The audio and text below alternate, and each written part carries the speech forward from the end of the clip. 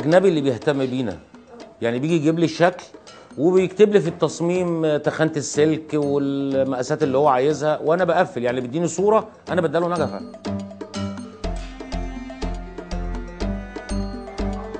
في البدايه كانت تصنيعتها في الخمسينات والستينات، كانوا بيجيبوا السلك وبيربطوا عليه، بيربطوا السلك ببعضه بسلك، وبعد كده نبدا نديه للبنات تقفل عليه.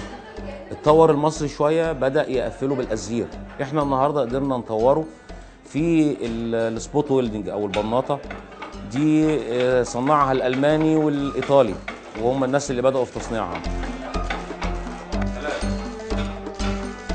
بتقوم بنفس المهمه دي، بتلحم لي الشاسيهين على بعض، ان انا قفشتهم عشان اعمل شكل كوره، اعمل شكل بيضاوي، اعمل الشكل اللي انا عايزه، اللي بيها بعد كده انا بقفل عليه الازاز.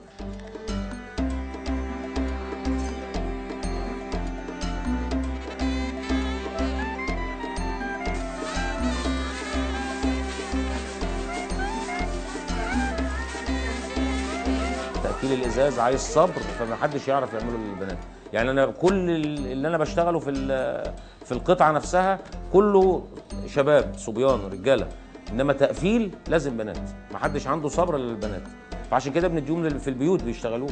الايام اللي فاتت دي زبون معين في مصر، يعني انا بنزل الزمالك، انزل مصر الجديده، بنزل مدينه نصر، بنزل في مول العرب في 6 اكتوبر، لكن مش هروح انزله في العتبه، يعني مش هيفهموا الزبون اللي هو الشعبي، ما يفهموش. الحته دي مثلا ثمنها دي 250 جنيه، حته زي دي الصغيره دي اللي ورا دي 75 جنيه، يعني انا ما بقولش حاجه غاليه ولا حاجه. وكل اللي بيصنع اللي بيقفل الشغل ده اسر منتجه في البيوت، يعني انا مش عايز اقول لك كم الناس اللي بتشتغل في حته الشغل اللي حضرتك شايفاها دي، لكن في الاخر انا السعر انا شايفه ان هو كويس مش غالي.